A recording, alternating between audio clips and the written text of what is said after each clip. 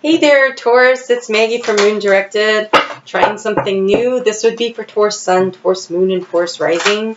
I am going to do monthly readings. And since we usually work with the energy of the moon, I thought for the monthlies we would look at the inner planets. So that would be Mercury and Venus and Mars, and a little bit of help from the Earth and the moon just to kind of get an idea of what's going on for the month of March for you. A couple of things to keep in mind, Taurus, is that Uranus is moving into your sign on March 6th, on the same day we have the new moon. So very powerful energies happening here. So we're going to start off with a little guidance from the moon and a little guidance from Mother Earth. And we have from the moon, bring love into the situation, new moon in Aquarius.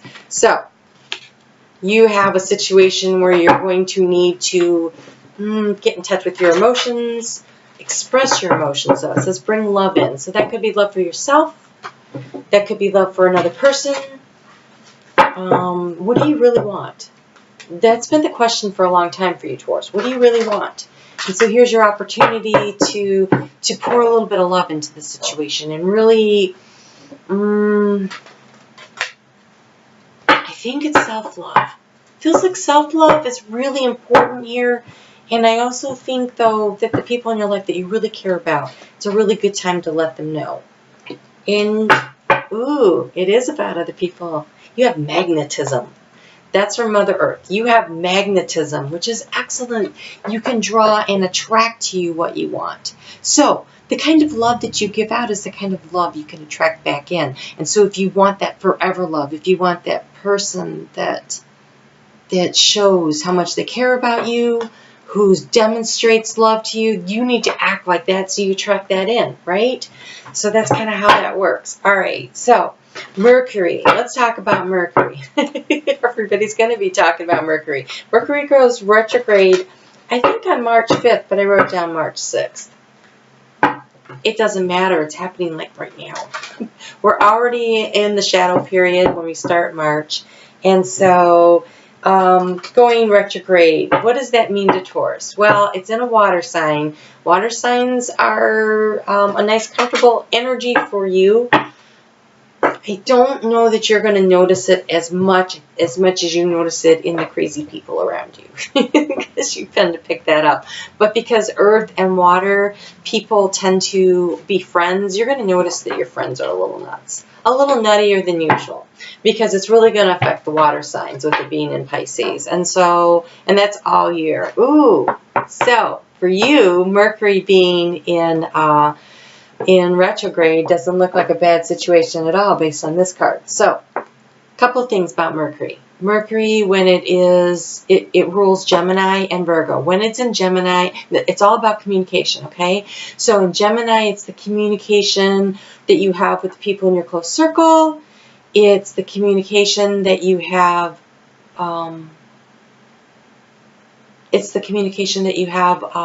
when you learn things, gaining knowledge, that kind of thing. When it's it's about being adaptable and versatile. And when it's in Virgo, it's about structures and details and spiritual communication. But you have empowerment. You have empowerment for the Virgo one. So empowerment as far as the details and the structures and the knowledge, the spiritual wisdom. You're going to feel, if you follow your intuition, if you listen to your higher self, you're going to feel very empowered. And so that's kind of cool. I have to tell you, I can see myself, and I can see that there's something wrong with this video, but I'm not going to stop because Mercury's in retrograde, and I don't know that there's much I can do about it. So we're just going to keep going, but I can tell that the sound and my face are not working at the same time. So just look at the cards. Okay. So as far as Mercury is regarding to your communications with your friends and your family, and you're diversifying and stuff, there's a change in the wind. So you're going to have to be adaptable. So you're going to be empowered and you're going to feel adaptable. You need to. You need to embrace these aspects, which I know, Taurus, is not really what you want to do. But I think with Uranus moving into Taurus, Uranus is all about sudden chaotic changes, and I don't think you have a choice. I think you are going to notice the chaos around you. And this goes on for 7 years. That does not mean your life is going to be in chaos for the next 7 years. It's just that you guys tend to get really stuck. And you need something like that Aquarian energy of Uranus moving into your sign. And this first year, I think you're really going to notice it because things are always more powerful at the 0 degrees. At 0 degrees and at like 8 and 9, pretty powerful. And so, especially for fixed signs at 8 and 9 degrees. And so, since it's a 7-year cycle, so like this year, like the first 3 years, you're going to probably notice that you have a lot of changes happening in your life. And the more flexible you are, the more adaptable you are, the more that you allow the changes to make you feel empowered as opposed to feeling under fire, like under attack, the more that you are willing to move with it, the better off it is for you in the long run. And so trying to manage that is going to be a challenge. I know. I know.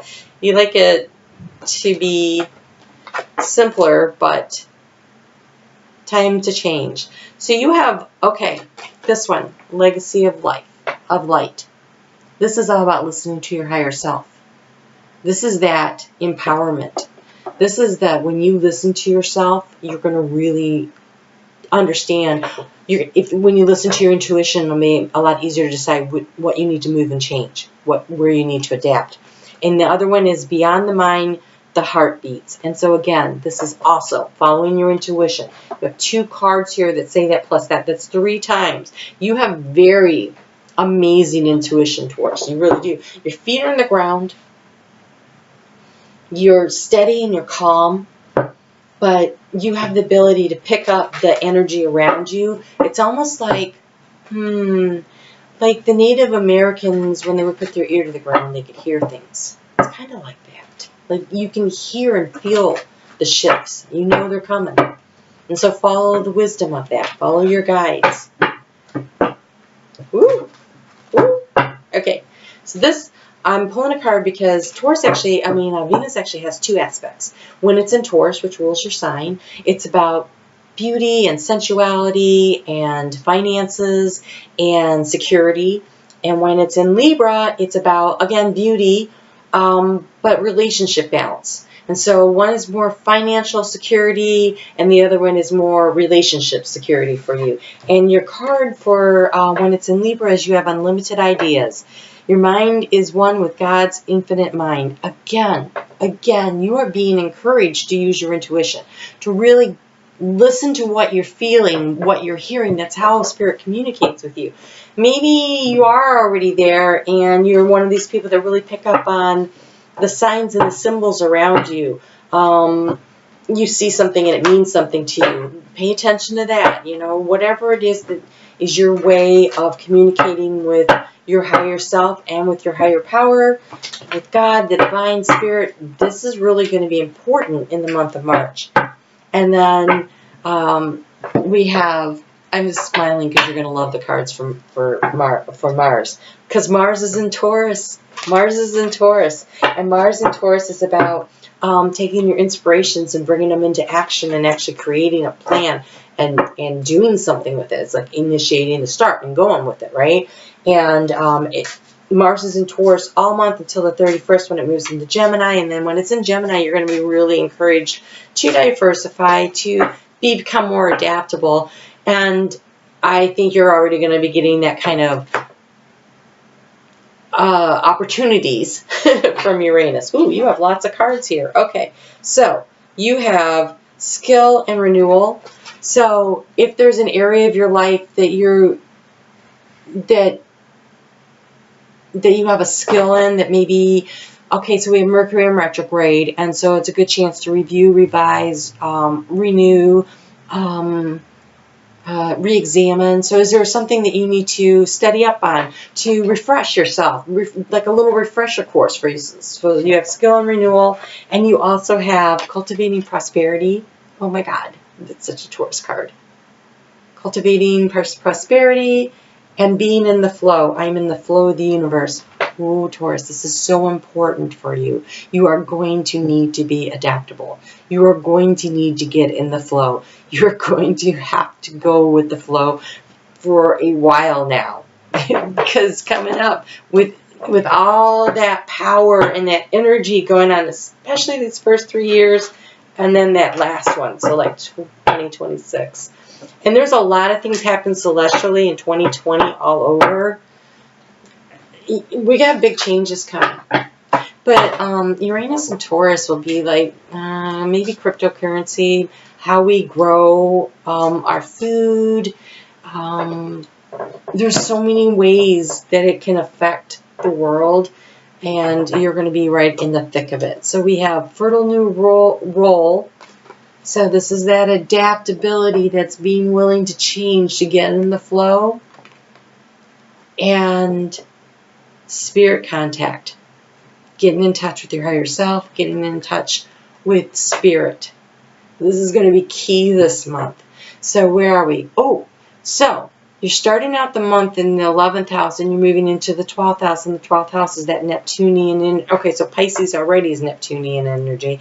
And then it moves into your 12th house, and Pisces rules the 12th house. And so really the month of March is all about you examining your hopes, your goals, your dreams, and what do you want, and having that contact with spirit so you can create a plan so that you can make the changes that you need to make that will make your life better and help you to be in the flow. And when you're in the flow, that's when things just come easily and you just attract more. And didn't you have, I want to say you had one that was magnetic. Maybe that was somebody else. I guess that was somebody else. So you want to attract in the energy, not chase after it. All right? Okay, Taurus, well, you have a great week, month.